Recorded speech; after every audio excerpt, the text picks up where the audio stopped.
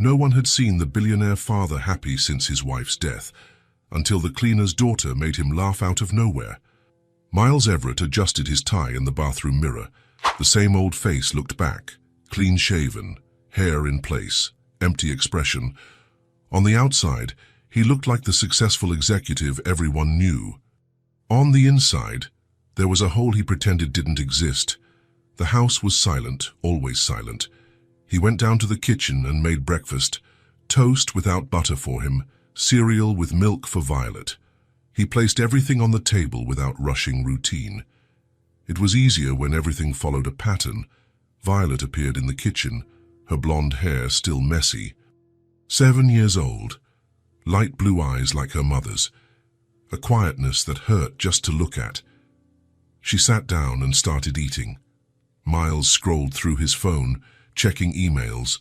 Work was always waiting, always an excuse not to look his daughter in the eye. "Finish up," he said without lifting his head. "I have an important meeting today." Violet chewed faster. She knew that when her dad talked about work, there was no room for anything else. Not for a good morning. Not for anything that reminded them they were a family. In the car, the same silence as every other day. Miles drove, thinking about the presentation he had to give. Numbers, graphs, clients to impress. Violet looked out the window, counting things that passed by. Trees, signs, people on the sidewalk. It was a game she invented to keep her mind busy. "Dad," she said, as they were arriving at school. "What is it?" His voice came out sharper than he intended. Violet hesitated, biting her lip. "Never mind." What was it? Nothing important. Miles glanced in the rear-view mirror. His daughter had gone back to looking out the window, quieter than before. He almost asked again, but his phone rang. Work. Always work at the wrong time. "Hello, Johnson." "Yes, I'm on my way to the office right now." Violet sighed softly. So softly that he didn't hear it. They stopped in front of the school. Children were running and playing in the yard. Parents saying goodbye with kisses and hugs. Miles stayed in the car, engine running, still on the phone. "Bye," he muttered, covering the phone for a second. "Bye, Dad." Violet got out slowly, as if she were hoping for something different. Maybe a "co have a good day" or an "co I love you." But Miles was already talking about budgets and deadlines. She closed the door and walked toward the gate. She didn't look back. She had learned it hurt less that way. The car disappeared around the corner before she even reached the school door. Inside the classroom, Violet put her backpack away and sat at her desk. Mrs. Anderson, the teacher, smiled at her. "Good morning, dear. Did you sleep well?" Violet nodded yes. Mrs. Anderson always asked those things. How she slept, if she was hungry, if she needed anything. Questions her father had forgotten to ask. "Today we're going to have a special activity," the teacher continued. "Everyone is going to draw their family and tell a story about them." Violet's stomach tightened. Draw her family. How could she draw something that didn't really exist anymore? The other children got excited. Emma raised her hand. "Can I draw my dog too?" "Of course," Mrs. Anderson laughed. "Our family includes everyone we love." Violet picked up a colored pencil and stared at the blank sheet of paper. Where to begin? Drawing her dad would be easy. A suit, a tie, a phone in his hand. But how do you draw someone who was there and not there at the same time? She started with herself. Blonde hair, blue eyes, a small smile. Then she hesitated. Should she draw her mom or not? Was she still part of the family, even if she wasn't there anymore? She decided yes. She drew a beautiful woman beside her, with hair like hers and a huge smile. The kind of smile her mom always had when she picked her up from school. Her dad was harder. She drew him on the other side, far from the two of them, looking at his phone. It seemed right that way. When it was her turn to present, the other children talked excitedly about dads who played ball, mums who baked cakes, and annoying but beloved siblings. "And you, Violet?" asked Mrs. Anderson. Violet held up the drawing and looked at it. "This is my family," she said quietly. "My mom liked to sing and make pancakes. My dad, My dad works a lot. Mrs. Anderson noticed something in the girl's tone. And what else does your dad like to do? Violet thought. What did her dad do besides work? Before, he used to play with her in the garden. He read stories with funny voices. He made silly faces to make her laugh during dinner. He used to tell stories, she said finally. Before? Before what? Before Mom went away. The room fell quiet. Mrs. Anderson knelt beside Violet. I'm sure he still loves to tell stories. Sometimes grown-ups get sad and forget the things they like to do. Violet nodded, but she didn't look convinced. During recess, she sat alone under a tree, still thinking about the activity. Sarah, a classmate, walked over. Why doesn't your dad ever come to the school parties? He works a lot, Violet answered, the same response as always. My dad works too, but he always comes. He says I'm more important than any meeting. Violet didn't know what to say. Was she not important enough? Did she do something wrong? Meanwhile, Miles was in his office, looking out the window. The meeting had gone well, but he couldn't stop thinking about his daughter, about the question she almost asked in the car, the sad voice when she said, "Never mind." Before, he knew everything about Violet, what her favorite color was, what stories she liked to hear, how she acted when she was nervous. Now it was like she was a stranger living in the same house. He picked up his phone to send a text, but stopped. What would he write? How's your day at school? Seemed fake after months of silence. He put the phone away and went back to work. It was safer that way. Work didn't hurt. It didn't remind him of anything painful. It didn't ask for explanations he didn't know how to give. In the late afternoon, he went to pick up Violet as usual. She came out of school with her backpack on and the family drawing in her hand. She got into the car quietly. How was your day? He asked, in a rare attempt at conversation. Fine. Miles saw the drawing she was holding. So what's that? A drawing from school. Can I see it? Violet hesitated, then handed him the paper. Miles looked at it and felt something tighten in his chest, the three of them together, but he was far away, separate, looking down. That was how she saw the family now, him as a stranger in his own drawing. It's nice, he said, handing the paper back. Thanks. The rest of the drive passed in silence. At home, Violet went up to her room without eating much dinner.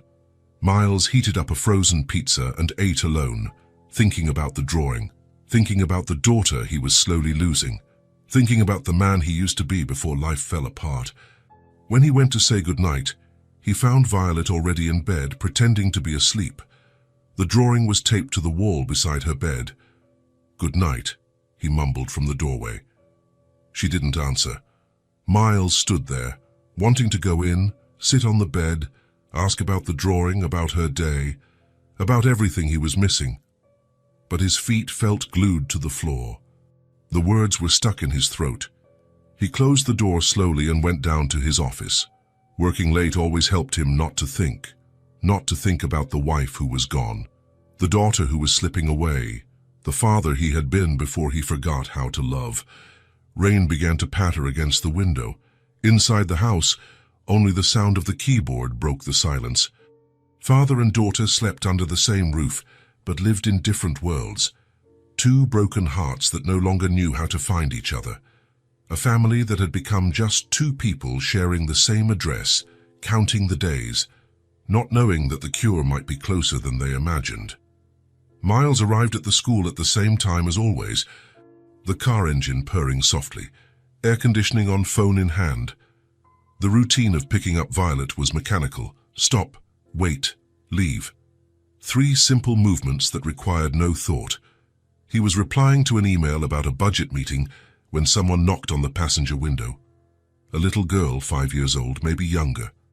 Messy blonde hair, bright blue eyes, a faded school uniform with a small hole in the knee. The backpack on her shoulders seemed bigger than she was, old and patched with duct tape. Miles rolled down the window, confused. "Can I help you?" The girl smiled, a huge smile that took up her whole face. "I'm going to tell you a joke." Miles blinked. No one had spoken to him like that in months, So direct, so fearless, as if they were old friends. A joke? Yeah. She leaned on the car door, all excited. Do you know why the math book was sad? Miles looked around. Other parents were waiting in their cars, some looking in their direction. Violet hadn't come out of school yet. He could just roll up the window and ignore the child, but something about her made him hesitate. I don't know why. Because it had too many problems. The girl let out a little giggle, proud of her joke. Miles looked at her. The genuine excitement, the carefree manner, the simple joy of telling a silly joke to a stranger. And then it happened. Miles laughed. It wasn't a polite smile or a nod. It was a real laugh. It came from his chest without warning, spontaneous, as if someone had pushed a button he'd forgotten existed. The girl clapped her hands. You're funny. Miles stopped laughing immediately, confused. Funny. He hadn't been funny in months. He hadn't been anything in months. Just a man who woke up, worked, and slept without feeling much of anything. What's your name? He asked, not knowing why. Zoe. And you? Miles. Hi, Miles. Are you here to pick someone up? My daughter, Violet. Zoe's eyes lit up even more. I know Violet. She sits 2 seats in front of me. She's quiet, isn't she? Miles nodded. Violet had always been more reserved, but after her mother died, she retreated even more into herself. She draws really well, Zoe continued. Yesterday she drew a butterfly that looked real. I tried to draw one just like it, but mine looked like a bat. She laughed at her own comparison. Miles felt the corners of his mouth wanting to turn up again. Do you like to draw? I do, but I'm not very good. My mom says I just need to practice. She cleans the school, so sometimes I stay here after class and draw on the chalkboard. Miles then realized the cleaner's daughter. He had seen a woman cleaning the hallways a few times, always discreet, always working. He never paid enough attention to notice she had a daughter studying there. Your mom works here. Yep, she's the best cleaner in the world. She makes everything sparkle. I help sometimes, but she says kids should play, not work. The simplicity of Zoe's words stirred something inside Miles. When was the last time Violet had spoken about anything with such excitement? When was the last time he had paid enough attention to listen? Want me to tell you another joke? Zoe asked. Miles looked at her. The other parents in the cars around them seemed impatient, some honking softly. He should be checking emails, thinking about tomorrow's meeting, being productive. Sure. What did one printer say to the other? I have no idea. Is that your paper or is it my impression? Miles laughed again, louder this time. The joke was silly, even cheesy, but the way Zoe told it, the serious expression she made before the punchline, the proud little giggle after, it was impossible not to find it funny. You have a lot of these jokes. I do. My mom teaches me. She says laughing is good for the heart, that when we're sad, a joke can be like a band-aid for the soul. A band-aid for the soul. Miles stared at Zoe, this 5-year-old girl who spoke as if she knew important secrets about life. Your mom sounds wise. She is. When I'm sad because someone was mean to me, she tells me jokes until I stop crying. It always works. Miles felt a strange pang in his chest. When was the last time he had tried to make Violet stop crying? When was the last time he had worried about whether she was sad? Zoe, a voice called from across the yard. A woman was approaching, a cleaning uniform, her hair tied back, a worried expression on her face. Hi, Mom, Zoe waved. I was telling jokes to Miles. The woman came closer to the car, looking a little embarrassed. I'm sorry if she bothered you. Zoe is very talkative. She wasn't a bother at all, Miles said, and realized it was true. Tracy, she has a talent for jokes. Zoe's mother smiled, looking relieved. She gets that from me. I've always been a clown. Mom, tell him the one about the duck. Not now, sweetie. The gentleman must be busy. Miles looked at the two of them, Zoe clinging to her mother, still smiling. The woman tired from work but affectionate with her daughter. A simplicity he had forgotten existed. I'm not in a hurry, he said. Zoe clapped her hands again. Then my mum will tell it. She tells them better than I do." The woman laughed softly and told a joke about a duck who thought he was a singer. Silly, simple, but told with such warmth that Miles found himself smiling again. That's when he saw Violet coming out of the school. Violet stopped when she saw the scene. Her father, talking to other people, smiling. She hadn't seen her father smile in so long that she almost didn't recognize the expression. "Violet!" Zoe shouted. "Hi!" Violet waved shyly and approached slowly. "Hi, Zoe. I was telling jokes to your dad. He has a great laugh." Violet looked at Miles, confused, her father laughing, with a child he barely knew. "Come on, Violet," Miles said, suddenly aware of the awkward situation. "We have to go." Violet got into the car in silence. Zoe waved through the window. "Bye, Miles. Bye, Violet. Bye. Tomorrow I'll tell you the elephant joke." Miles waved back and drove out of the parking lot. In the rearview mirror, he saw Zoe taking her mother's hand, still chattering excitedly about something. The car fell silent. Violet was looking out the window, but Miles could tell she was processing what she had seen. "Dad," she said finally. Do you know Zoe?" "No. She just came up to talk to me today." "Why?" Miles thought about the answer. Why would a 5-year-old girl approach a stranger to tell jokes? "I think she just wanted to be friendly." Violet was quiet for a few minutes. "I haven't seen you laugh in a long time." Her words hit him like a punch. Miles felt his throat tighten. "Oh, not since Mom, not since before. You didn't laugh anymore." Miles swallowed hard. He didn't know what to say. How could he explain to a 7-year-old that he had forgotten how? How could he admit that it took a silly joke from a stranger to remember he was still capable of feeling something? "Zoe is funny," he said finally. "Yeah," Violet agreed quietly. "So she's always smiling at school."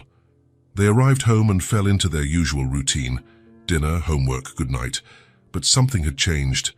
Miles felt it in his chest, a strange feeling he couldn't name. At bedtime, when he went to say goodnight to Violet, she was awake. "Dad, what is it? Are you going to talk to Zoe again tomorrow?" Miles hesitated. He hadn't thought about it. Tomorrow would be another day just like today, another mechanical pickup at school. "I don't know why. I liked seeing you laugh." Miles stood frozen in the doorway, not knowing how to respond. Violet turned to her side and closed her eyes. "Good night, Dad." "Good night." He went down to his office but couldn't concentrate on work. The laughter still echoed in his head. Simple, spontaneous, real, as if a part of him that had been hibernating had suddenly woken up. A 5-year-old girl with silly jokes had accomplished something that important meetings, million-dollar contracts, and expensive therapists couldn't. She made him remember he was still human. Miles woke up with a strange feeling in his chest. He couldn't get the previous day's laughter out of his head. Its spontaneity. How it had come out of nowhere, as natural as breathing. During breakfast, Violet ate in silence as always. But Miles noticed she was looking at him differently, as if she were waiting for something. "Dad," she said as they were nearly finished. Are you going to talk to Zoe today?" The question caught him by surprise. Miles stopped scrolling on his phone. "Why do you ask?" "Just curious." Violet went back to stirring her cereal, but Miles noticed a different glimmer in her eyes, as if the possibility of seeing him smile again was important. "Maybe," Miles said. "So as if she comes to talk to me." Violet nodded and finished her breakfast with an almost smile on her lips. In the car, instead of thinking about the morning meeting, Miles found himself thinking about the 5-year-old girl, Zoe, the faded uniform, the backpack mended with duct tape, the way she spoke about her mother with such affection. Her observation, "You look sad, mister. I always see you like this. Always like this." She was right. He was always sad, always scowling, always closed off in his own world of pain and work. He stopped at a red light and looked at the school supply store on the right. The window display was full of colorful backpacks, notebooks with shiny covers, pencil cases full of possibilities. Without much thought, he parked. "Where are you going?" Violet asked. "Just a minute. Can I come with you?" Miles hesitated. It had been a long time since Violet had asked to go anywhere with him. "You can." Inside the store, Miles walked between the shelves without knowing exactly what he was looking for. Violet followed him curiously, touching the displayed items. "What are you going to buy these things for?" she asked. "For someone special." "Who?" Miles stopped in front of a small pink backpack with delicate butterfly designs. "Zoe." Violet's eyes widened. "Really? Really? Why?" Miles picked up the backpack, feeling the soft fabric. "Because she made me laugh, and because she deserves new things. Can I help pick things out?" Violet's question caught him off guard. She wanted to help. She wanted to be part of something good he was doing, of course. They spent 40 minutes in the store. Violet helped choose notebooks with sparkly covers, good quality colored pencils, an eraser that smelled like strawberries, colorful pens, and small star-shaped stickers. "She'll like the stickers," Violet said, placing a small pack in the basket. "Girls like stickers. Do you?" "I do. Mum always put little stars on my notebooks when I got a good grade." Miles stopped. Violet had spoken about her mother without crying, without getting sad. She spoke like someone remembering something good. "She did do that.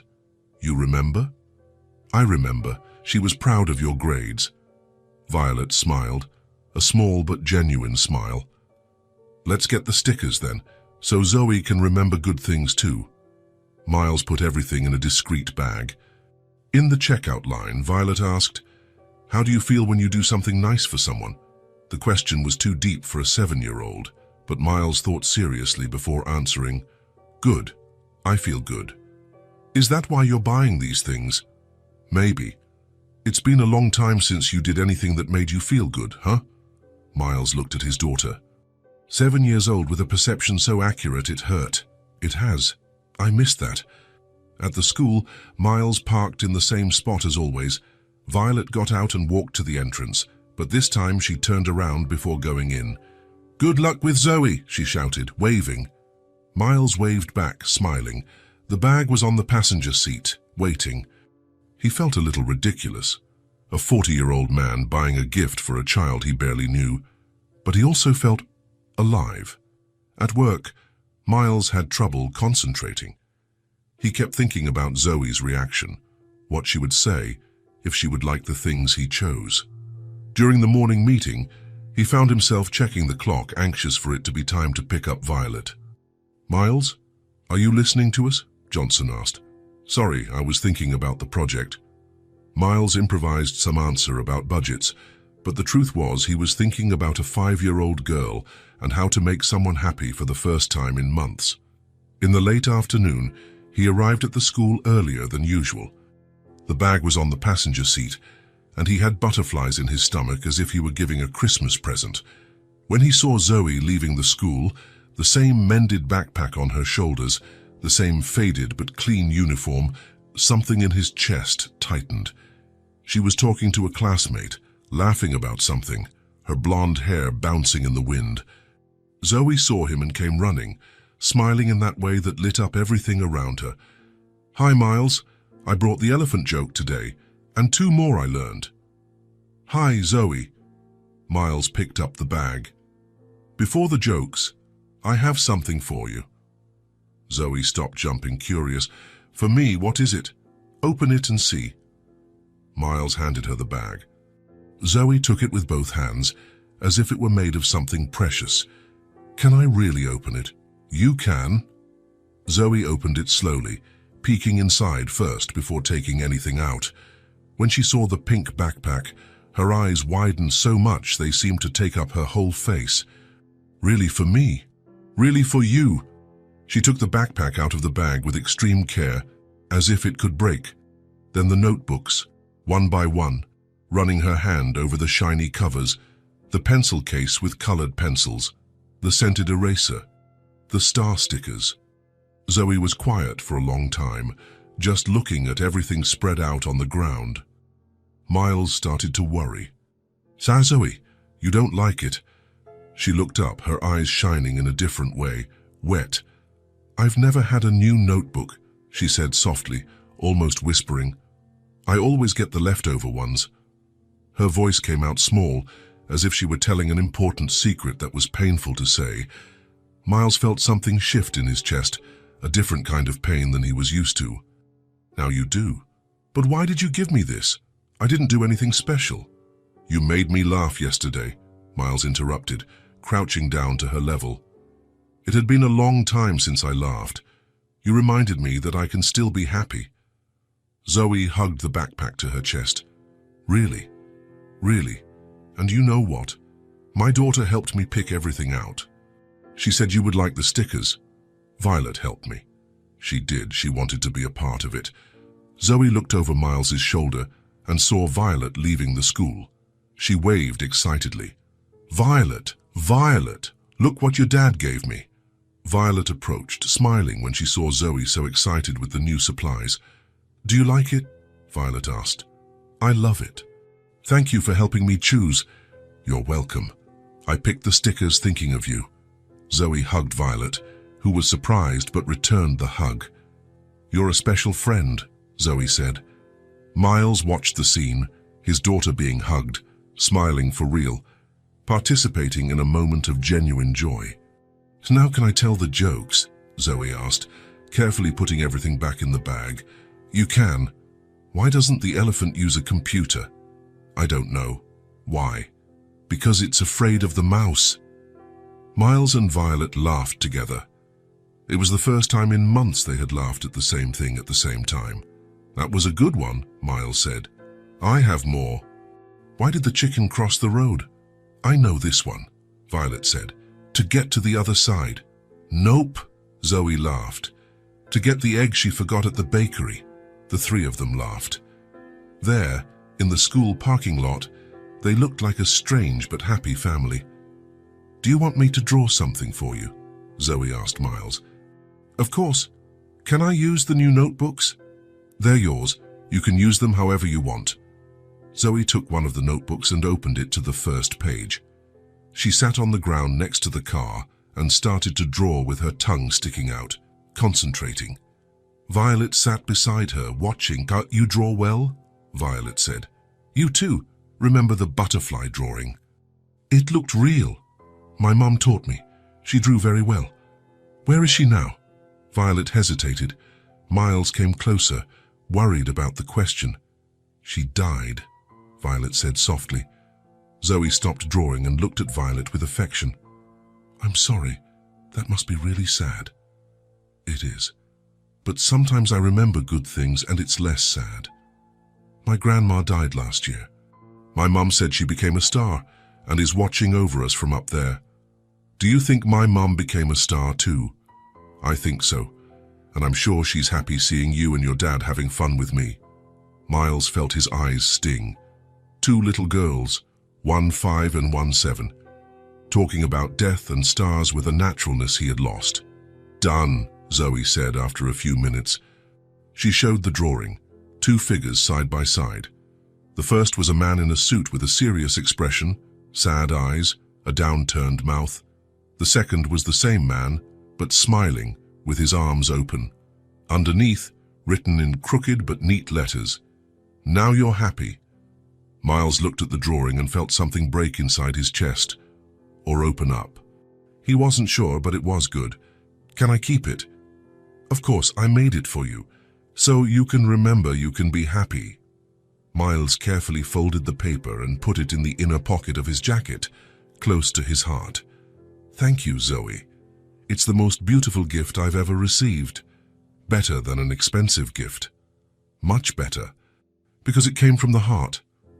That's when Jenna appeared, coming from the back of the school. She stopped when she saw her daughter with new school supplies spread on the ground.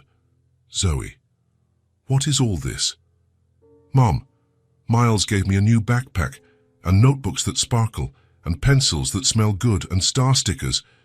Jenna looked at Miles, confused and a little worried. Sir, you didn't have to do that. I wanted to, Miles said, standing up.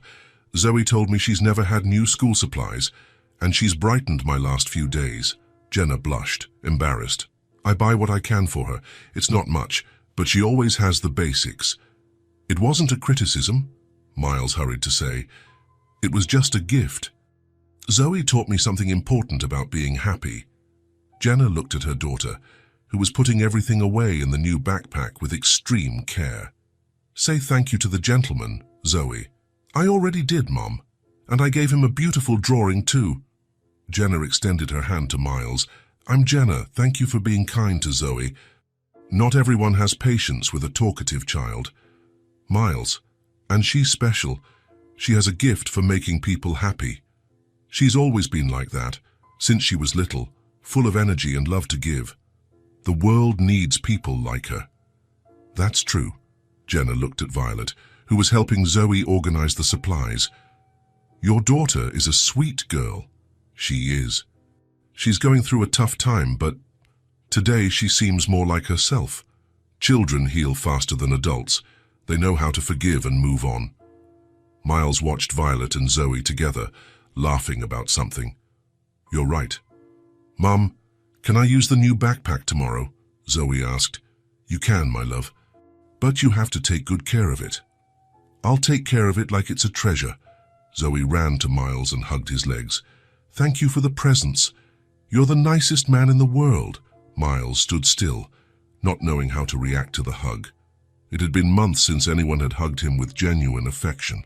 Slowly, he placed his hand on Zoe's head. You're welcome, Zoe. Thank you for teaching me how to laugh again.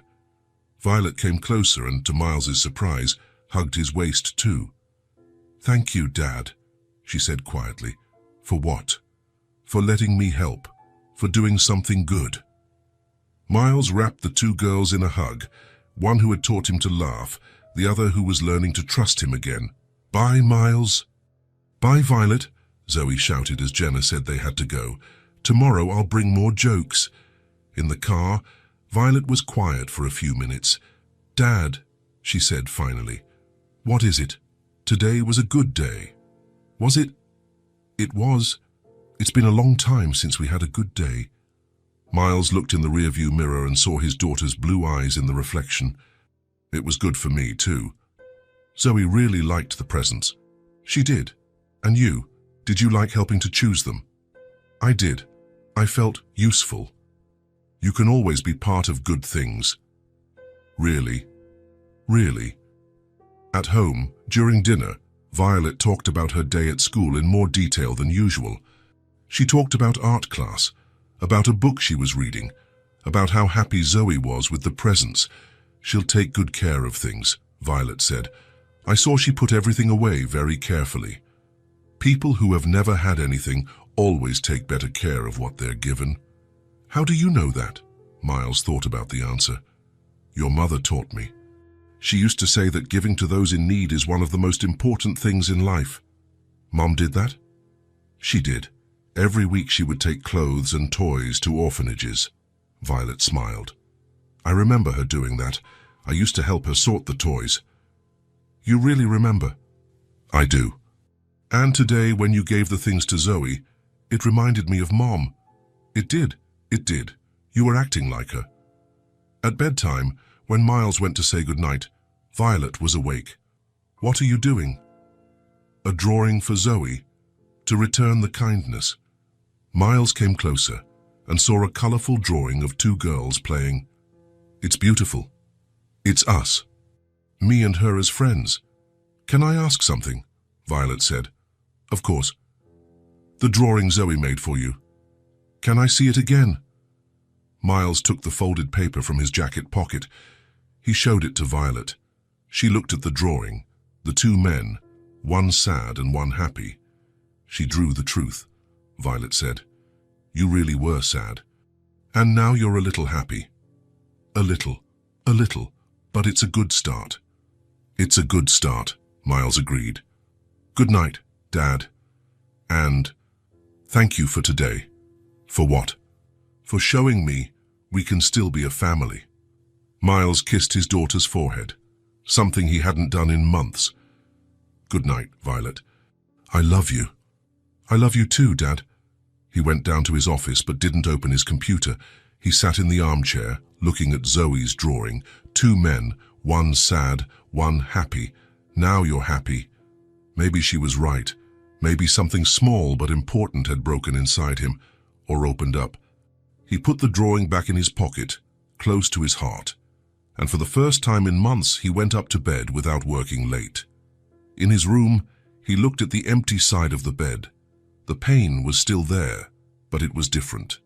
Less sharp. She would have liked to see me making someone happy, he mumbled to the empty pillow. And for the first time since the funeral, he believed it could be true. Miles arrived at the school a few minutes earlier than usual. He was getting used to this new routine, leaving work thinking about jokes instead of spreadsheets, waiting eagerly for Zoe's drawings instead of just completing another obligation. Zoe appeared as always, running with the new backpack on her shoulders, but today something was different. The smile didn't take up her whole face as usual. She seemed smaller. "Hi, Miles," she said, but the forced excitement didn't fool him. "Hi, Zoe, how was your day?" She shrugged and sat on the ground next to the car, hugging her backpack. "Fine." Miles frowned. Zoe never said things were just fine. To her, everything was amazing, fun, or magical. Just fine. No new jokes today. I don't feel like telling jokes. This was definitely not the Zoe he knew. Miles turned off the engine and got out of the car, sitting on the ground beside her. "What happened?" Zoe was quiet for a moment, fidgeting with the backpack strap. "Nothing much." "Zoe?" "What?" "You can tell me. We're friends, remember?" She looked at him with her blue eyes shining in a different way, not with joy, with held-back sadness. "The other kids don't talk to me," she said quietly. "Because my mum cleans the school." The words came out like a whisper but hit Miles like a punch. He felt his heart grow heavy, a different kind of pain than he was used to, an angry pain. "What do you mean?" "They think I'm different, that I can't play with them because my mom works here. Sarah said her mum told her not to mix with me." Zoe spoke while looking at the ground, as if the words hurt to say. "Emma said that poor people shouldn't study at the same school as rich people, and that I'm only here because my mum cleans." Miles felt anger rising in his chest. How could anyone be so cruel to a 5-year-old child? How could parents teach prejudice to their own children? "They're wrong, Zoe." "I know," she sighed, "but that doesn't change anything. At recess, I'm alone. At lunchtime, no one sits with me. When the teacher asks us to pair up, I'm always the one left over. And the teacher doesn't notice. She tries to put me with someone, but the girls make faces. Or they pretend to be sick. It's embarrassing." Miles looked at Zoe, 5 years old, carrying a weight that not even adults should have to bear. The girl who brightened everyone's day, who told jokes to strangers, who saw kindness where others only saw obligation. "Is that why you always come to talk to me?" Zoe nodded. "You're the only person who wants to talk to me. Besides my mom, of course." "Zoe, look at me." She looked up. "You are the most special person I know. You taught me how to laugh again. You taught me that I can still be happy. Those kids don't know what they're missing. But they don't want to know. To them, I'm just the cleaner's daughter. To me, you're the girl who changed my life." Zoe smiled for the first time that day, but she still looked sad. "Sometimes I wish I had a real friend, someone to play with, to draw with, to share secrets with." Miles felt something stirring in his head. An idea. "What if I told you that maybe you can have a friend?" "How?" "My daughter, Violet. She needs a friend too." Zoe's eyes lit up a little. "Violet? But she's your family. She's rich. She's a 7-year-old girl who lost her mother and is just as lonely as you are." "Really? Really? And you know what? She always talks about you. She asks if you've told any new jokes, if you like the supplies we bought. She talks about me." "She does. I think you two have more in common than you imagine." Zoe hugged her backpack tighter. "But what if she doesn't want to be my friend? What if she's like the other girls?" "Violet is not like the other girls. She knows what it's like to feel pain." And people who have felt real pain never hurt others on purpose. Do you think she'd want to play with me? I'm sure of it. At that moment, Violet appeared, coming out of the school. She saw her father sitting on the ground next to Zoe and approached slowly. "Hi, Dad." "Hi, Zoe." "Hi, Violet," Zoe said, suddenly shy. Miles looked at the two girls. Violet with her quiet sadness, Zoe with her wounded joy, two children who needed each other without knowing it. "Violet, can I ask you something?" "Of course. Do you have many friends at school?" Violet hesitated. "Not many. Actually, none." "Why?" "After Mom died, I got quieter, and the other kids think I'm weird." "That I'm too sad." Zoe looked at Violet with interest. "Are you alone at recess too?" "I am. I usually read a book under the tree." "I'm alone too, but I draw." "You draw well," Violet said. "I remember the drawing you made for my dad." "Do you like to draw?" "I do. My mum taught me." Miles watched the conversation between them, seeing something begin to happen. A timid connection, but a real one. "What if you two were friends?" he asked. The girls looked at each other, sizing each other up. "Do you want to?" Violet asked Zoe. "I do, but you won't mind that my mum cleans the school." "Why would I mind? That doesn't change who you are." "Some kids mind." "Some kids are silly," Violet said firmly. "My mum always said that what matters is people's hearts, not their jobs." Zoe smiled. A real smile this time. "Your mum sounded very wise." "She was, and she would have liked you." "Really?" "Really. She loved people who make others laugh." Miles felt his eyes sting. Violet was talking about her mother without pain, only with affection, using her memory to do good. "So, do you want to try being friends?" he asked. "Yes," Zoe said excitedly. "Yes," Violet agreed, smiling. "Great. How about we start now? You can draw together right here." Zoe opened her new backpack and took out the notebooks and colored pencils. Violet sat down next to her on the ground. "What should we draw?" Violet asked. "How about a family of butterflies?" "Why butterflies?" "Because they're free and beautiful, and they can fly anywhere." Violet smiled. "I like that idea." The two started to draw, sitting on the ground next to Miles's car. Shy at first, then more relaxed. Zoe talked about the colors she was using. Violet explained techniques her mother had taught her. "Your mom really understood art," Zoe said, admiring Violet's strokes. "She said that drawing was like putting your feelings on paper." "It's true. When I'm sad, I draw rain. When I'm happy, I draw the sun. And when you're nervous, I draw scribbles." Zoe laughed.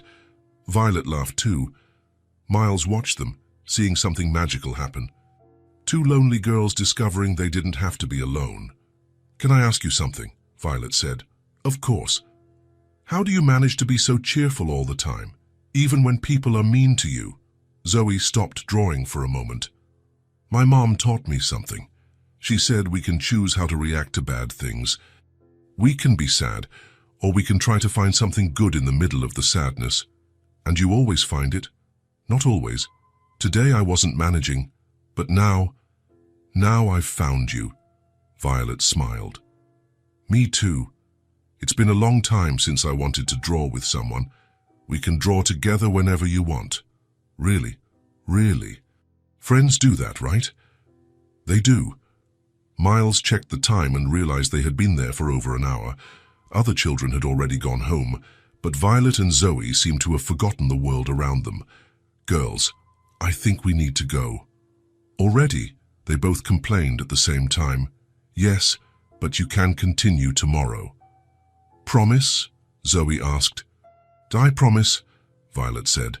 "And maybe we can have lunch together too." "Really? Really? You can sit with me?"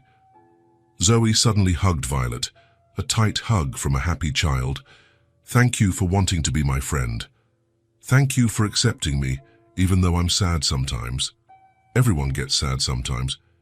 It's okay. Miles helped the two of them gather their drawing supplies. As they were putting everything away, Jenna appeared. "Zoe, are you—" "Oh!" She stopped when she saw her daughter hugging Violet, both of them laughing about something. "Mom, this is Violet. She's my new friend." Jenna looked at Miles, surprised. "A friend? It seems they've found each other," Miles said. "Violet, this is my mom. Mom, this is the Violet I always talk about." "Nice to meet you, Mrs. Jenna, just Jenna, and the pleasure is all mine, dear." "Mom, can I have lunch with Violet tomorrow?" "Of course, my love, if her parents allow it." "Dad," Violet asked. "Yes, you can." "Yay!"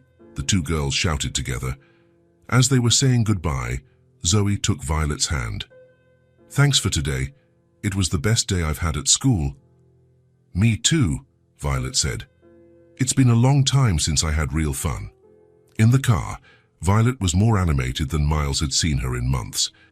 "Dad, what is it? Thank you." "For what?" "For introducing me to Zoe, for letting me have a friend. You introduced yourselves. I just facilitated. Still, thank you." Miles looked in the rearview mirror and saw his daughter's eyes shining with true happiness. "How do you feel?" "Good. Different. Like I can be a kid again." "That's how you should feel. Zoe is special, isn't she?" "She's very special. She made me remember that I can be happy even while missing Mom. Your mother would want to see you happy." "I know. And she would like Zoe too." "She definitely would." At home, during dinner, Violet told him everything she had talked about with Zoe. About the drawings, about their plans for the next day, about how good it felt to have someone to share things with. "You know what's funny?" she said. "What?" "I was feeling lonely, and so was she. But together, we don't feel lonely. That's how friendship works. Zoe said I can tell her my secrets, and that she'll tell me hers." "What kind of secrets?" "Things about Mom, things I remember about her. Zoe said she wants to get to know Mom through my stories." Miles felt his chest tighten with emotion. "And you want to tell her?" "I do. I think it will be good to talk about her with someone who really wants to listen. It will be very good." At bedtime, Violet was making another drawing. "Is that for Zoe?" "It is. A drawing of us as butterflies." "Why butterflies?" "Because she said butterflies are free, and today I felt free for the first time since Mom died." "Free from what?" "From the sadness. Not that it's gone, but today it didn't feel so heavy." Miles kissed his daughter's forehead. "Good night, Violet." "Good night, Dad, and thanks again." "For what this time?" "For teaching me that I can still make friends, that I can still be happy." He went down to his office, but instead of working, he thought about the day. Two lonely girls who had found each other. Zoe, who faced prejudice because of her background. Violet, who isolated herself because of her pain.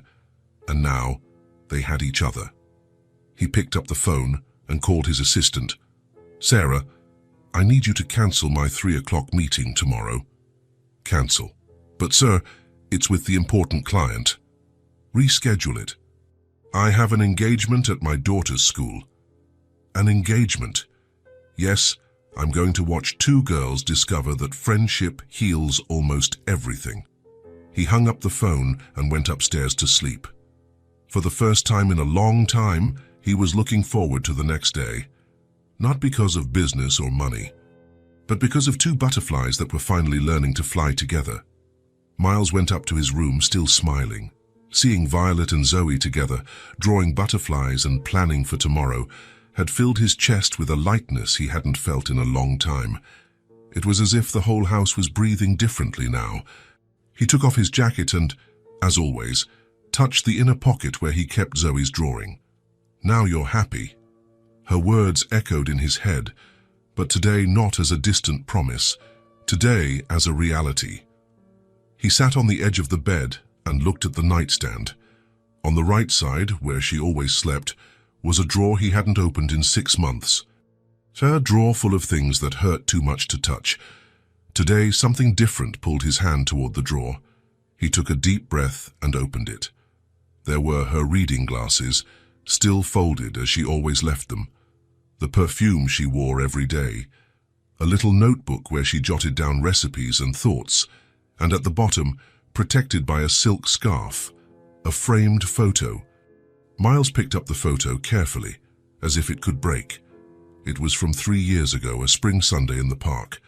Violet, 4 years old, sitting on his shoulders, laughing at something her mother was doing behind the camera. He himself appeared smiling, a real unforced smile. And next to him, with her arm linked through his, was her, Eleanor. Wavy brown hair loose in the wind, green eyes shining with happiness, that smile that lit up any room. She was wearing a yellow floral dress, his favorite. Violet held a soap bubble wand in her hand. Miles looked at the photo, expecting the familiar pain, the pang in his chest that always came when he remembered her, the lump in his throat that made him push the memories away. But the pain didn't come. Instead, something different came, softer, like a hug from a memory, longing, but a good kind of longing. "Elena," he murmured, tracing his finger over her face in the photo. For the first time since the funeral, he said his wife's name without it hurting, without the air growing heavy, without the world collapsing around him. He remembered that day in the park. Elena had insisted they take Violet to see the ducks in the lake. "She needs some fresh air," she had said, "and so do we." Miles had complained. He had work to finish, reports to review. But Elena laughed and took his hand. "The work will always be there. Violet will only be 4 years old once." As always, she was right. They spent the whole morning chasing after Violet, who wanted to feed all the ducks in the lake. Elena brought old bread in a bag and was explaining to her daughter about the different types of birds. Miles remembered thinking, at that moment, that life couldn't be more perfect. His family, the sun on his skin, Violet's laughter echoing through the park. Now looking at the photo, he realized Elena had been right about everything, about enjoying the simple moments, about paying attention to the important things, about teaching Violet to see beauty in the little things, and about making others laugh. Elena was always telling jokes to Violet, silly jokes, like Zoe's. She used to say that laughter was the best medicine for any sadness. "Zoe reminds me of you," Miles said to the photo. "The way she sees the world, the desire to make others happy." He closed his eyes and could almost hear Eleanor's voice. "You would have liked Zoe, and you'd be proud to see Violet making friends with her." He opened his eyes and looked at the photo again. This time, he managed to smile. "They're helping each other, you know. Violet is starting to be a kid again. And Zoe taught me how to laugh again." He walked to the window, still holding the photo. Outside, the street was quiet. A few houses with lights on, families having dinner, children doing homework, life happening. "I got lost after you were gone," he said to the photo. "I forgot how to be a father. I forgot how to be happy. I thought being sad was the only way to honor your memory." He rested his forehead against the cool glass of the window. "But today, I understood something. Violet needs a present father, and I can still be happy. That doesn't mean I love you any less." A tear rolled down his face, but it wasn't from pain, it was from relief. "Thank you," he murmured, "for being the perfect mother to our daughter, for teaching me how to truly love, for leaving such beautiful memories that today, instead of hurting, they make me smile." He went back to the bed and placed the photo on his nightstand. For the first time since Elena's death, he wanted the photo to be visible. He wanted to wake up seeing her face every day, not to torture himself with her absence, but to remember the love. He opened her little recipe notebook and flipped through the pages. The neat, small handwriting, notes about special ingredients. On one page, he found something that made him smile. A recipe to cure any sadness, 1 cup of love, 2 spoons of patience, a handful of silly laughs, and lots of affection. Mix everything together and serve with hugs. Typical Eleanor. turning even a recipe into a life lesson. "You were right about everything," he said, touching the page. "And now I know I can miss you without drowning in it." He went downstairs to check if Violet was asleep. He found her in her room, finishing the butterfly drawing, still awake. "Just finishing this," she said, showing him the drawing. "To give to Zoe tomorrow." Miles came closer. It was a beautiful drawing, 2 butterflies flying together toward the sun. "It's beautiful. You know what Zoe told me today?" "What?" "That when her grandmother died, she was very sad, but her mum told her that the people we love never really go away. They keep living in our hearts." Miles felt his chest tighten with emotion. "And what did you think of that?" "I think she's right. Mum is still here." Violet touched her chest. "Right here. And when I remember the good things, it's like she's smiling with me." "That's exactly right." "Dad, what is it?" "Do you feel Mom in here too?" Miles sat on the edge of the bed. "I do. I felt it a lot today." "How so?" "I remembered a day we spent at the park. You were very little. Mom spent the whole day teaching you about the ducks." Violet smiled. "I remember. She said they spoke a special language." "You really remember?" "I remember some things. Her smell, her singing voice, the stories she told. Those memories are treasures, Violet." "I know. And today, talking to Zoe about it, I realized I can hold on to these memories without being sad. I can use them to feel closer to Mum." Miles kissed his daughter's forehead. "Your mother would be very proud of you." "You think so?" "I'm sure of it. She loved seeing you happy, and today you were truly happy." "I was, and so were you, Dad." "I really was. Mum would like that, wouldn't she? Seeing us happy again, she would love it." Violet put her pencils away and settled into bed. "Good night, Dad, and thank you for letting me have a friend. Good night, my love."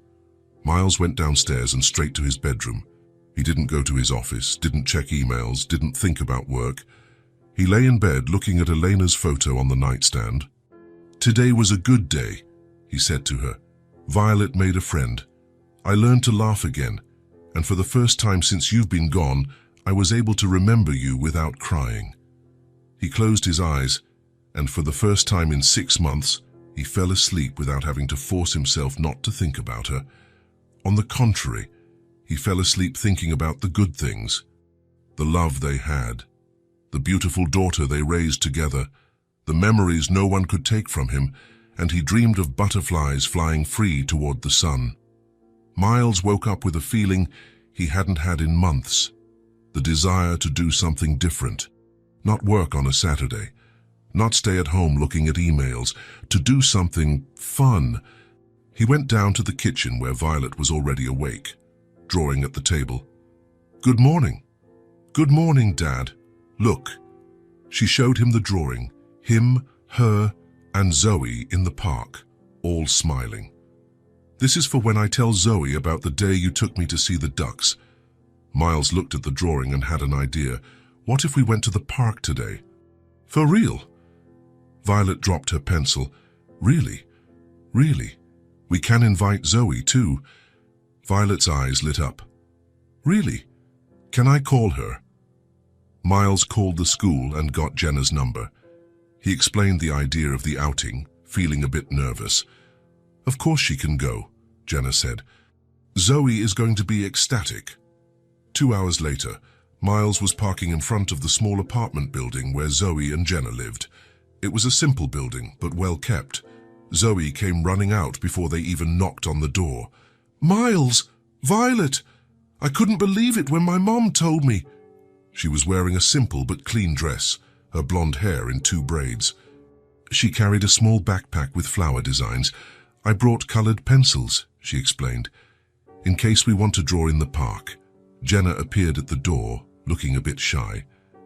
"Thank you for inviting her." She barely slept from the excitement. In the car, the 2 girls chatted excitedly in the back seat.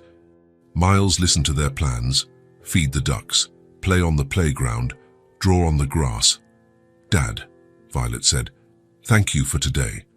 We haven't even gotten to the park yet." "It doesn't matter. Thank you for wanting to go." The park was crowded for a sunny Saturday, families having picnics, children running, parents pushing swings. Miles felt a pang of nostalgia. He and Elena used to come here when Violet was smaller. "This is it," Violet shouted. "This is where Mom brought me to see the ducks." Zoe took her hand. "Let's see if they're still here." The two of them ran off toward the lake.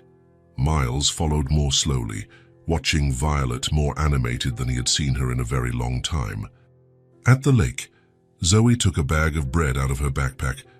"My mom said to bring this for the ducks." They started throwing crumbs into the water. The ducks approached quickly, making their characteristic quacking sounds. "They're saying thank you," Zoe laughed. "How do you know?" "My mom taught me. She said if we listen with our hearts, we can understand any language." Miles smiled. Jenna seemed to have the same simple wisdom that Eleanor had. "Dad, come throw some bread too," Violet called. Miles went over and took some crumbs. It had been years since he had fed ducks. The feeling was strange to feel like a child again at 40. "This one is the greediest," Zoe said, pointing to a duck. "I'm going to call him Greedy." "And that one?" Violet asked. "That one is shy. Look how he stays away from the others." Miles watched the two girls giving names to each duck. The natural creativity of children, which he had forgotten existed. "And you, Miles, which duck do you choose?" Zoe asked. Miles looked around and saw a duck swimming alone, but in no hurry. "That one, the thinker." "Why the thinker?" "Because he looks like he's reflecting on life," Zoe laughed. "Just like you. You always look like you're thinking about important things." Miles laughed. It was true. He was always thinking about work, problems, responsibilities. "Saturday, I don't want to think about anything important." "Then let's go to the playground," Zoe shouted. The playground was busy. Violet and Zoe ran straight for the swings. "Miles, come push us," Zoe requested. Miles went to push the two of them on the swings. At first it was mechanical, but gradually he started to notice their joy. The shouts of "higher," the laughter when they gained speed. "Now you," Violet said when she stopped. "Me what? You're going to swing." "Violet, I'm too big to—" "No, you're not," Zoe interrupted. "My mum says grown-ups who forget how to play get sad on the inside." Miles looked at the swing. When was the last time? It must have been 30 years ago. "Go on, Dad, it'll be fun." A bit awkwardly, Miles sat on the swing. The two girls positioned themselves behind him. "We're going to push you," Zoe said. The two of them started pushing with all their might. Miles barely moved, but he pretended he was flying high. "I'm flying!" he shouted, exaggerating. The girls laughed and pushed harder. Suddenly, Miles was actually swinging a little and feeling "I'm within free." "Higher," he shouted, getting into the game. "You're funny now," Zoe said, out of breath from pushing. Miles stopped swinging and looked at her. "Now, before, you were serious. Now you know how to play." Violet came closer and smiled. "He's coming back." "Coming back how?" "Coming back to being my dad. The dad who used to play with me before Mom died." Miles felt something stir in his chest. Violet was right. He was starting to be who he was before. Not exactly the same. The pain of loss would always be there, but someone who could be happy despite it. "Let's go to the slide," Zoe said. "I'm not going to be able to—" "Yes, you are. We'll go together." And that's how Miles found himself going down a slide with two little girls, one on each side, the three of them screaming in surprise and laughing at the same time. "Again," Zoe requested when they reached the bottom. They did it 5 more times. Then it was the merry-go-round's turn. Miles pushed while the girls spun and shouted for him to jump on with them. On the 6th turn, he jumped on. He spun with them, holding tight to the iron bars, the world blurring around them. For a moment, he completely forgot his problems.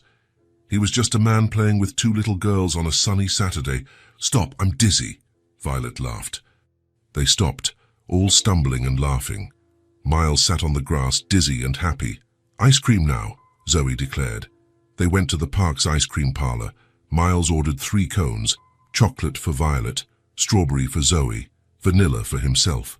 "Miles," Zoe said, licking her ice cream, "why were you sad before?" Violet fell silent. waiting for the answer. Miles thought about how to explain it simply. When people we love die, we get very sad, and sometimes the sadness is so big that we forget we can still be happy. But you remembered. You two reminded me. How? You showed me that there are still good things in life, that it's still worth smiling. Zoe nodded seriously. My mum always says that after the storm, the sun always comes out. After the ice cream, they went to an area with softer grass. Zoe took the colored pencils out of her backpack and the three of them started to draw. Draw the park, Violet suggested. Miles tried to draw the trees, the lake, the playground. It wasn't very good, but the girls praised it as if it were museum art.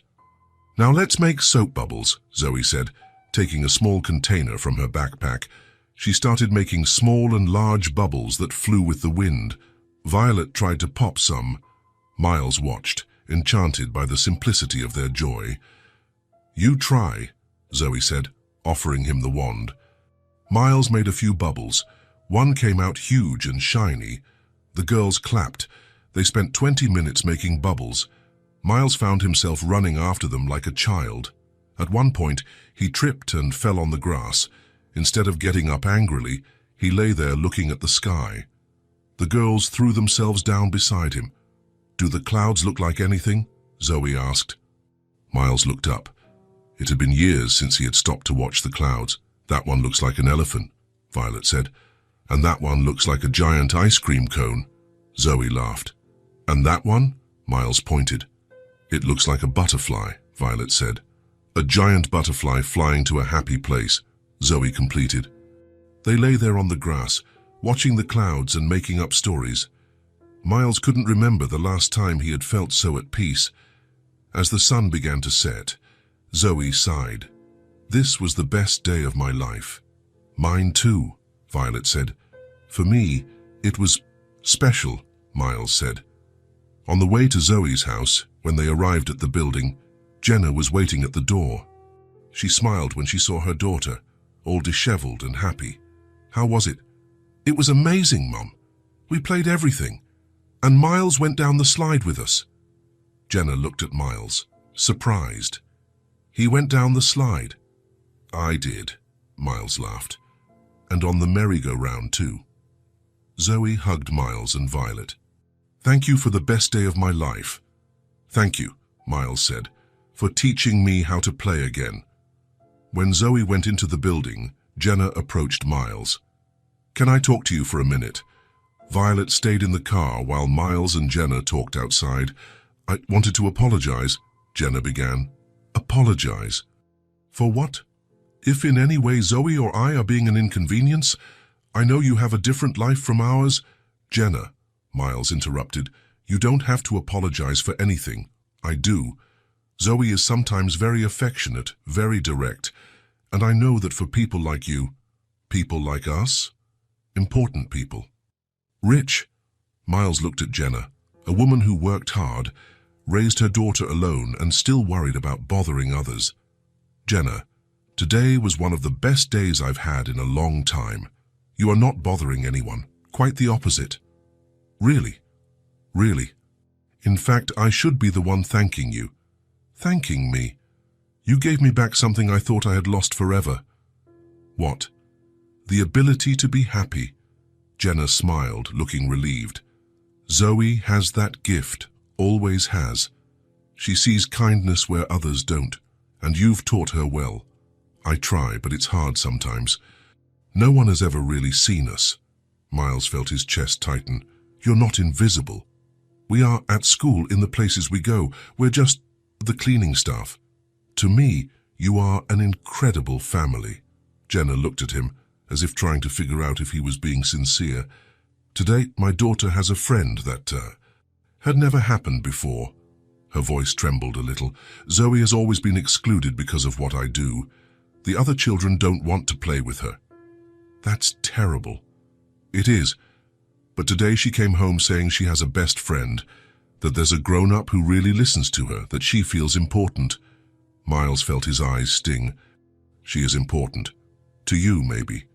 But to the world, we're just people who clean up other people's messes. Jenna, look at me. She looked up. You two have changed my life. Zoe taught me to laugh again. She taught me that kindness costs nothing. And you have raised an incredible girl. Thank you, she murmured. No, thank you. For raising someone so special, for giving my daughter the friend she needed. Jenna smiled, this time without shyness. Zoe is going to want to do this again. And we will want to as well. When Miles got back to the car, Violet asked, What did you talk about? About friendship, and about how special people sometimes don't know how special they are. On the way home, Violet was quiet for a while. Then she said, Dad, I think Mom would be happy today. Why? Because you were playing again. You were being yourself again. Miles smiled, feeling his chest warm. You're right, she would be happy. And proud too. For making Zoe happy, Mum always liked it when you made people smile. At home, before bed, Violet came to say goodnight. Dad, what is it? Today was the best Saturday since Mom died. For me too. Can we do this more often? We can, whenever you want. And can Zoe always come? Always. Violet smiled and hugged him. I love you, Dad. And I think we're going to be okay. We're going to be okay, Miles agreed, kissing his daughter's forehead. We're going to be very okay. That night, Miles fell asleep with the sound of the girls' laughter echoing in his head, and he dreamed of butterflies, talking ducks and soap bubbles that never popped. The following week brought a new and good routine for the Everett family. Every afternoon after school, Violet and Zoe would meet in the schoolyard to draw, tell jokes, and plan adventures. Miles would arrive a few minutes early just to see them together, laughing at things only they understood. It was Thursday when Jenna approached his car, looking shyer than usual. Miles, can I talk to you for a minute? Of course. The girls were busy showing each other their drawings, so Miles and Jenna walked a few steps to the side. I wanted to thank you again, she began. Zoe is different, happier, more confident.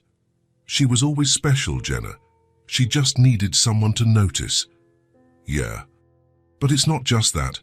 Jenna hesitated, fidgeting with her purse strap. Yesterday she came home saying a girl from her class wanted to sit with her at lunch. The first time that's ever happened. Miles smiled.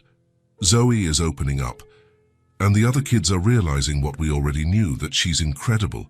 Violet has changed too. She's more present, more herself. They complete each other somehow. Jenna nodded, still nervously fiddling with her purse. Miles, can I tell you something? You can. I don't know why, but I feel like I can trust you. And there's something that might explain why this friendship is so special. Miles was curious. Jenna rarely talked about herself. Go on. Jenna opened her purse and took out an old brown leather wallet. The corners were worn with time, the seams a bit loose. This wallet was my mother's. She died when Zoe was 2. I'm sorry. Thank you. But I want to show you something. Jenna opened the wallet carefully and took out a small, time-yellowed photo. It was a black and white picture, clearly old. This photo has always been in here. My mother treasured it. Miles looked at the image, 2 women sitting on a park bench. One was clearly younger, in simple but well-kept clothes, her dark hair tied in a bun. The other was older, elegant, wearing a light-colored dress and a small hat. Both were smiling at the camera, but not a posed smile. It was genuine, warm. The younger one is my mother, Clara, Jenna said, gently touching the photo. She was in her early 20s here. And the other one, Jenna smiled fondly, someone very special.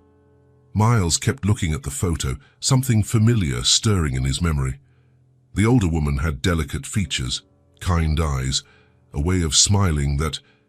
His heart stopped. It was his mother, Margaret Everett. She helped us through a tough time, Jenna continued, not noticing Miles's expression. My mother was going through a difficult phase.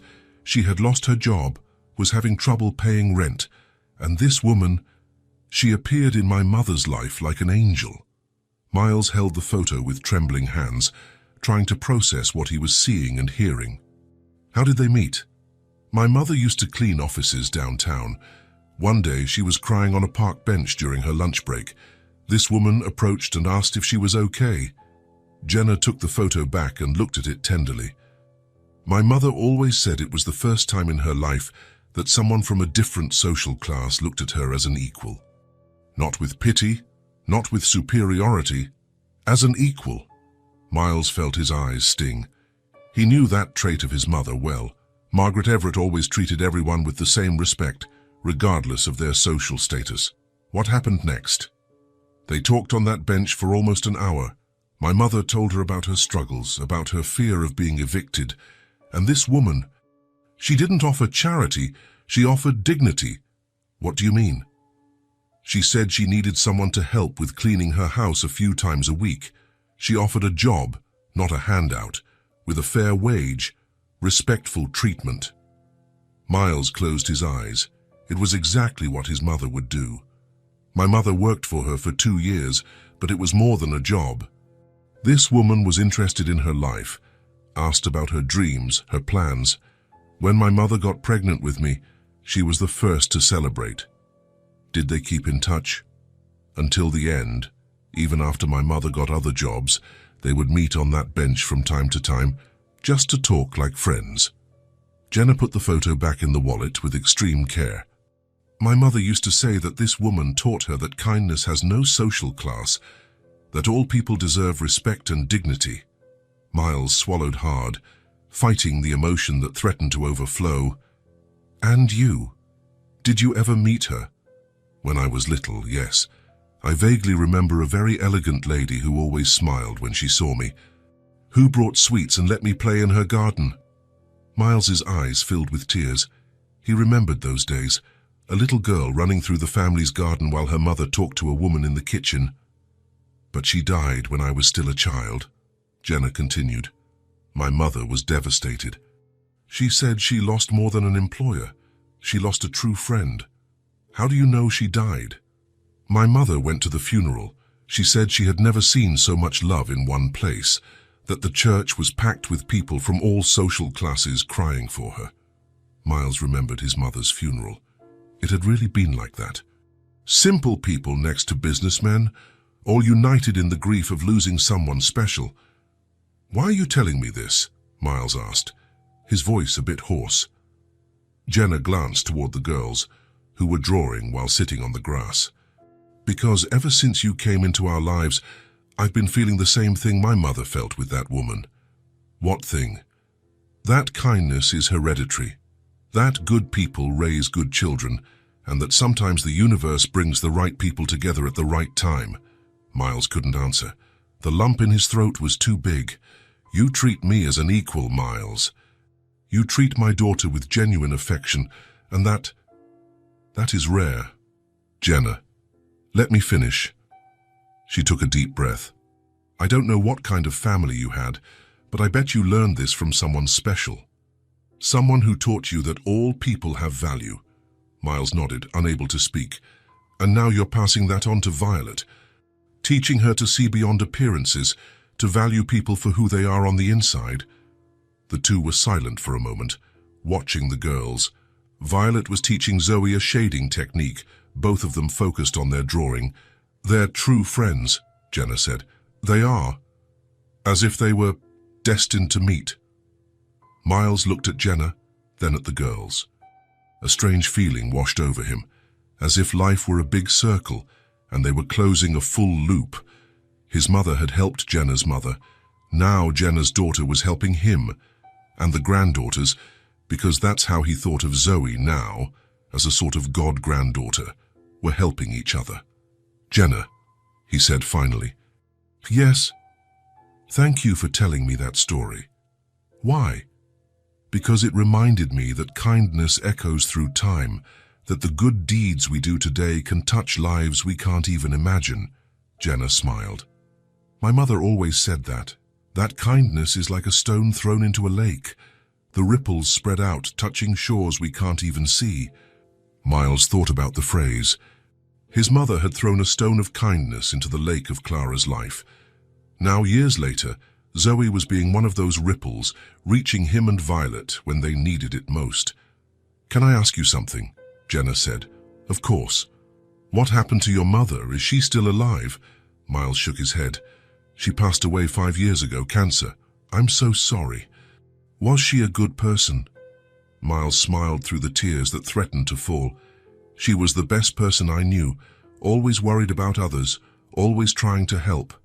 She used to say, 'God gave us 2 hands, one to hold on and one to reach out.' She taught you well." "She tried. Unfortunately, it took me a while to remember her lessons. What's important is that you remembered." Just then, Zoe came running up to them, holding a drawing. "Miles, look what Violet taught me to draw." It was a drawing of 2 butterflies flying over a garden full of flowers. "It's beautiful, Zoe." Violet said butterflies symbolize transformation, that they start out ugly and turn into something beautiful. That's true. Just like our friendship, it started with silly jokes and turned into something beautiful. Miles looked at Jenna, who was smiling with teary eyes. "That's exactly right, sweetie," Jenna said. Sometimes the most beautiful things in life are born from the simplest things." Violet approached too, carrying her drawing supplies. "Dad, can we go home? I want to show you my new drawings." "Of course." As the girls said their goodbyes, Miles watched Jenna put the wallet back in her purse. She didn't know he had recognized the woman in the photo, and he decided he wouldn't tell her, at least not yet. But he knew that moment had changed something inside him, the feeling that everything was connected, that life had an almost magical symmetry. His mother had helped Jenna's mother decades ago. Now Jenna's daughter was helping him heal. The daughters, his and hers, were healing together. It was as if Margaret Everett was still looking after her family, even after her death. Through Zoe, through Jenna, through the lessons of kindness she had planted, and which were now blooming in Miles's life. In the car, Violet asked, "What did you talk about today? You seem different." "We talked about how good people leave marks on the world." "What kind of marks?" Miles thought about the answer as he drove. Invisible marks, gestures of affection that echo through the years, lessons of kindness that are passed from one generation to the next. "Like Grandma Margaret used to do." Miles smiled. Violet remembered her grandmother fondly. "Exactly like Grandma Margaret used to do. I think she would like Zoe and Jenna." "I'm sure she would." "Why?" "Because they have the same kind of heart she had. Generous, warm, without prejudice." Violet was quiet for a few minutes, processing. "Dad, what is it?" "Sometimes I feel like Grandma is still looking after us." Miles felt his chest tighten with emotion. "How so?" "Like she put good people in our path to help us when we needed it most." Miles looked in the rearview mirror and saw his daughter's blue eyes shining with a wisdom that was beyond her years. "You might be right. I think I am." That night, Miles spent a long time looking out his bedroom window, thinking about the photo Jenna had shown him, thinking about his mother, about the chain of kindness she had started, about the ripples that were still spreading across the lake of life. Her mother helped mine. Now her daughter has helped me, he murmured to the stars outside, and for the first time since Elena's death, he felt he was part of something bigger, of a story that began long before he was born and would continue long after he was gone, a story of good people taking care of each other, across time, across generations, through a love that never completely dies. The story had come full circle, and Miles knew that his mother, wherever she was smiling. Days later, Miles arrived at the school and saw a scene that made him smile. Violet and Zoe were walking hand in hand through the entrance, laughing at something only they understood. Their blonde hair swayed in the same rhythm, like real sisters. Other children greeted them. Some even ran to walk alongside them. The transformation was incredible. 2 girls who once felt alone were now liked by everyone. "Dad!" Violet shouted when she saw him at the end of the day. "You have to see the bulletin board." The bulletin board? Mrs. Anderson asked everyone to draw my best friend, Zoe explained excitedly. They walked to the classroom, where there was a colorful board full of children's drawings. Miles found the two girls' drawings.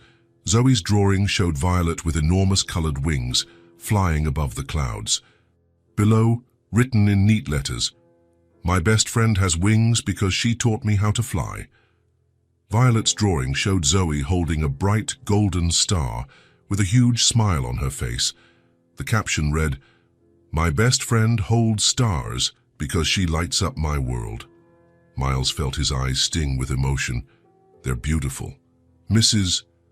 Anderson said they are the most special in the class," Zoe said proudly. "Because they show real friendship," Violet added. In the parking lot, Jenna was waiting, talking to other parents. When she saw the girls, she broke into a huge smile. "How was your day, my love?" "Perfect, Mom," Zoe said. "So I show her the drawings, Violet." Violet showed her the photos she had taken of the drawings. Jenna looked at them fondly, her eyes shining with pride. "You two are true artists." "And best friends in the world," Zoe declared. "Best friends in the universe," Violet agreed. Just then Zoe got that mischievous look that Miles knew so well. "Miles, I have a new joke for you." "I'm listening." Zoe paused dramatically, smiling. "Do you know what the sun said to the shadow?" Miles pretended to think seriously. "I don't know. What did it say?" "You only show up when I'm leaving." Miles, Violet, and Jenna laughed together. It was a simple joke, but told with such enthusiasm that it became hilarious. "Yeah, that was a really good one," Miles said. "I learned it from my mom last night," Zoe said, hugging Jenna affectionately. As the girls continued talking, Miles and Jenna stepped aside. They watched Violet and Zoe sitting on the grass, drawing something new together. "Look at them," Jenna said quietly. They look like sisters." "It's hard to imagine one without the other now," Miles nodded. In just a few weeks, the two had become completely inseparable. "Zoe is different since she met Violet," Jenna continued. "Violet too, more confident, more herself." They healed each other. The two were silent for a moment, just watching the girls. They didn't need to say anything. They both knew they were witnessing something very special.